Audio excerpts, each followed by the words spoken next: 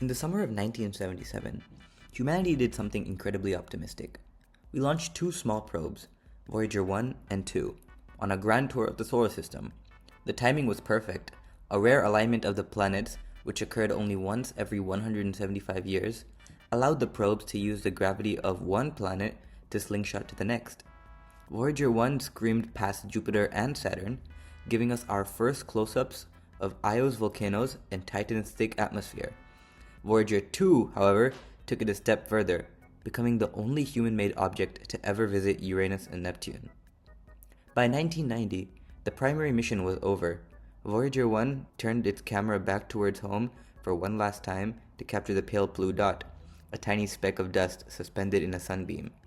From there, the twins began their real journey, the long climb out of our sun's backyard. For decades, we wondered, where does the solar system actually end? It turns out our sun creates a massive protective bubble called the heliosphere. It's a literal shield of solar wind that protects us from the harsh radiation of the galaxy. In 2012, Voyager 1 felt the wind die down. The solar particles vanished, and a surge of galactic cosmic rays hit the sensors. It had crossed the heliopause and was officially in interstellar space. Voyager 2 followed in 2018. They are now the most distant ambassadors of Earth, over 15 billion miles away. So, what actually exists in that empty space? If you were standing on Voyager's deck, you wouldn't see a wall or a line. You'd see nothing. But nothing is a bit of a lie. The area outside our solar system is filled with the interstellar medium.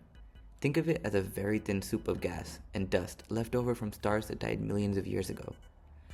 It's full of hydrogen and helium. It's 99% of it is gas. The temperature here is around 3 Kelvin, which is really freezing. And what happens in this area is really fascinating. Because there's no solar wind to push back, Voyager is now being bombarded by high energy particles from distant supernovas. Without the sun's magnetic fields to guide them, these particles move at nearly the speed of light.